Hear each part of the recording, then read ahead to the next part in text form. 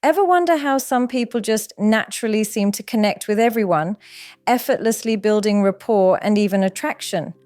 It's often not what they say, but what they subtly do. We're diving into the secret language of micro-touches, those almost imperceptible nonverbal cues that unconsciously deepen trust and intimacy, making you instantly more likable and magnetic. People misunderstand touch because they think it begins with hands, but touch actually begins much earlier, in awareness, in presence, in emotional safety. Before skin meets skin, the nervous system has already decided whether to open or shut down. And most people fail not because they don't touch enough, but because they touch without understanding. They rush, they assume, they perform, they copy what they've seen instead of listening to what is being felt. The secret language of touch is not loud, not dramatic, not aggressive. It is subtle, intentional, and deeply psychological. And when understood correctly, touch stops being an action and becomes a conversation. Touch is never just physical. Every touch carries a message. It can say you are safe, or it can say you are being used. It can say I see you, or it can say I want something from you. And the body always understands the difference even when the mind tries to ignore it. The strongest connections are not built on intensity, but on attunement. When someone feels emotionally tuned into, their body responds naturally. When someone feels rushed or pressured, the body resists, even if words say otherwise. Most people believe desire is visual, but desire is neurological. It activates when someone feels chosen, not chased. Touch that feels demanded creates tension. Touch that feels invited creates openness. The psychology of connection is about timing, not technique. It's about knowing when to pause, when to pull back, when to simply stay still. Because sometimes the most powerful touch is restraint. The body is always speaking, a slight lean forward, a breath that deepens, a shoulder that relaxes. These are all responses. But people who are disconnected from emotional intelligence miss these signs. They touch louder when the body is asking for softness. They touch faster when the moment needs slowness. And then they wonder why the connection feels shallow or forced. The secret language of touch is rooted in safety. Emotional safety first, physical safety second. When someone feels emotionally held, physical closeness becomes natural. But when emotional space is violated, even the gentlest touch can feel intrusive. This is why presence matters more than pressure. Being mentally available, emotionally calm, and fully attentive changes how touch is received. A hand placed with awareness feels different than the same hand placed with intention to take. Touch is not about control.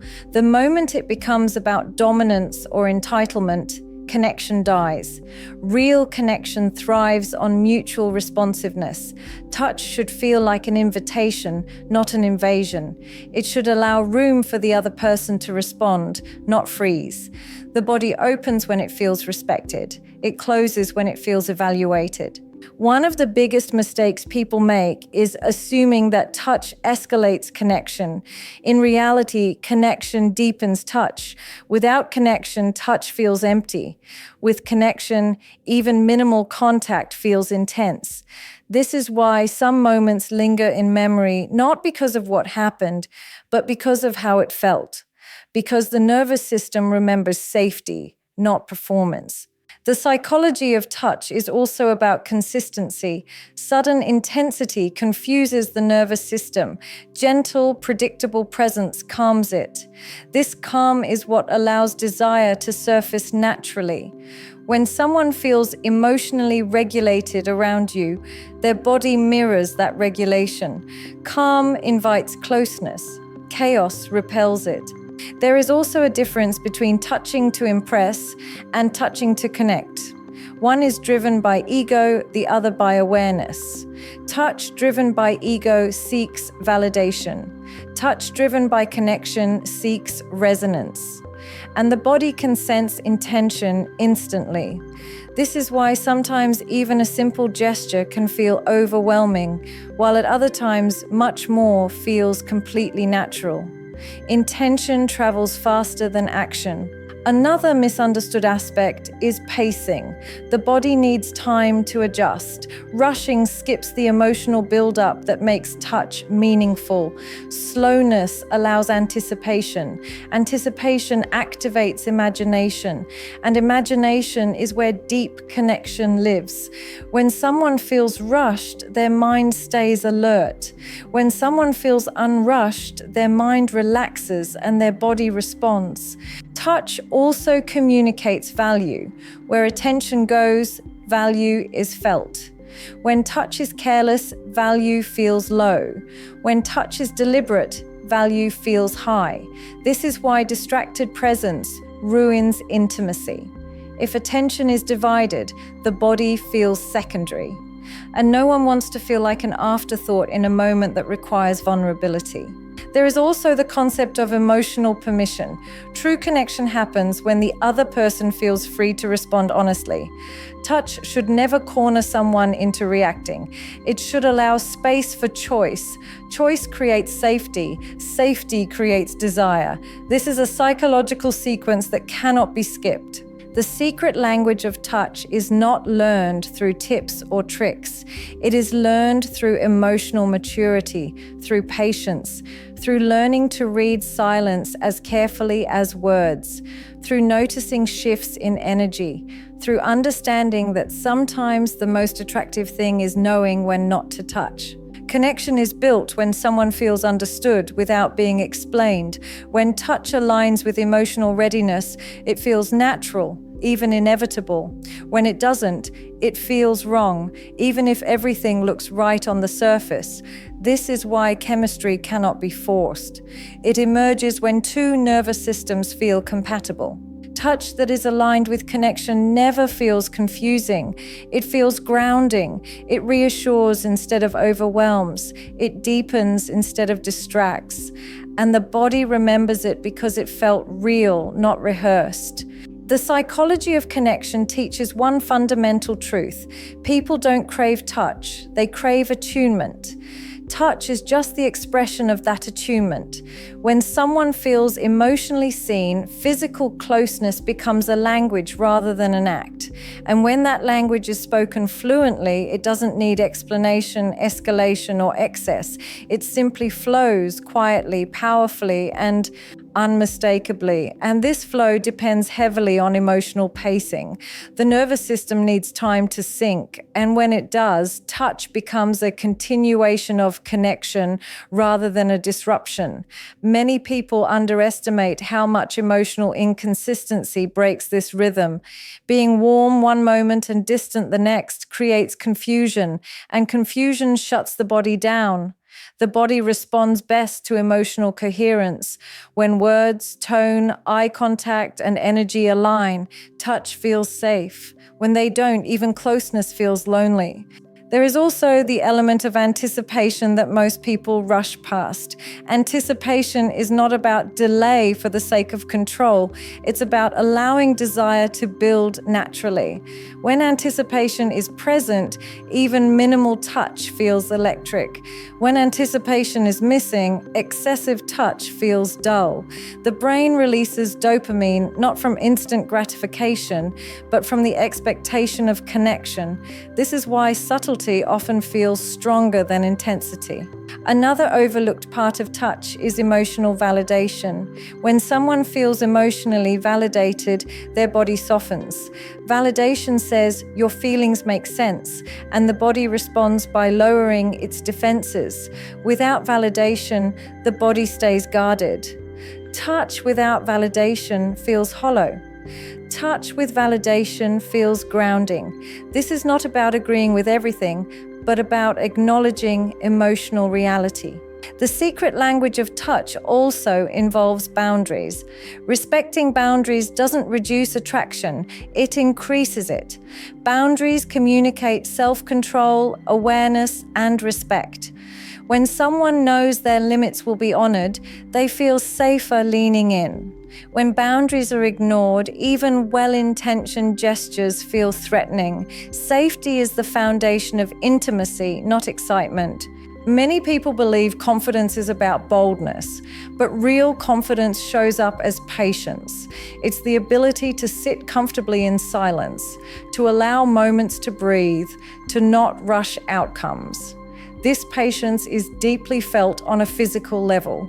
It calms the nervous system and creates space for authentic connection. Touch that comes from patience feels earned, not taken. Emotional presence is another key factor. Being emotionally present means listening not just to words, but to pauses, shifts in tone, changes in posture.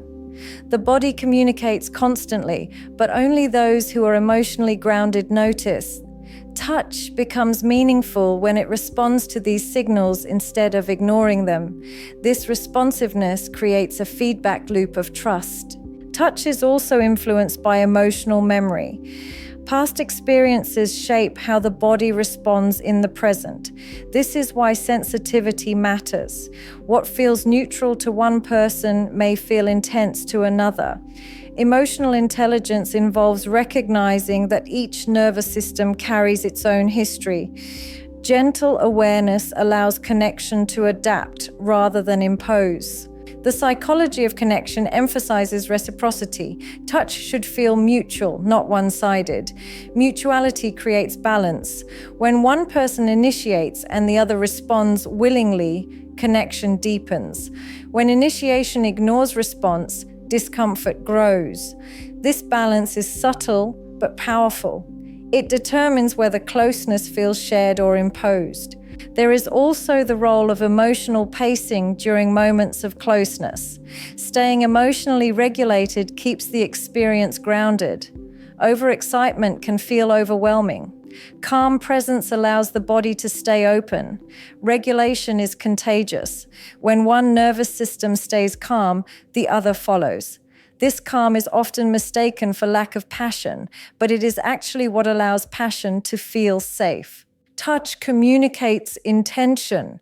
Intention without awareness feels selfish. Awareness without intention feels hesitant. The balance of both creates clarity. Clarity reduces anxiety. When someone knows why they are being touched, even without words, the body relaxes. Confusion creates tension. Touch should never leave someone wondering what is expected of them. The secret language of touch is also about endings within moments. Knowing when to pull back matters as much as knowing when to lean in. Ending a moment gently preserves connection. Overstaying creates fatigue. This is why restraint often leaves a stronger impression than excess. The body remembers moments that ended with respect. Connection deepens when touch aligns with emotional rhythm rather than interrupting it. When closeness follows emotional openness, it feels natural. When it precedes it, it feels premature. Emotional sequencing matters. Skipping steps doesn't speed up connection, it weakens it. Touch that honors emotional readiness builds trust. Trust allows vulnerability. Vulnerability allows depth. And depth is what people remember long after the moment has passed. The body may forget details, but it never forgets how safe it felt. The psychology of connection teaches that touch is not a shortcut to closeness, but a reflection of it. When closeness is present, touch feels effortless. When it's absent, touch feels forced. Understanding this difference changes everything about how connection is built, sustained, and experienced. And this is where most people finally need to hear the truth they've been avoiding. Touch is never the starting point. It is the outcome. It is the reward of emotional alignment, not the tool to create it. When connection is real, touch does not need instruction. It happens naturally. When connection is missing, no technique can save it. The strongest touch is not the boldest. It is the most aware. It does not rush. It does not demand. It does not confuse. It reassures. It grounds. It makes the other person feel chosen, not consumed. Anyone can learn how to place a hand, but very few learn how to hold space. And space is what creates desire that lasts, connection that deepens, and memories that stay long after the moment is over. When touch comes from presence instead of need, from understanding instead of impulse, it stops being physical and becomes emotional truth felt through the body.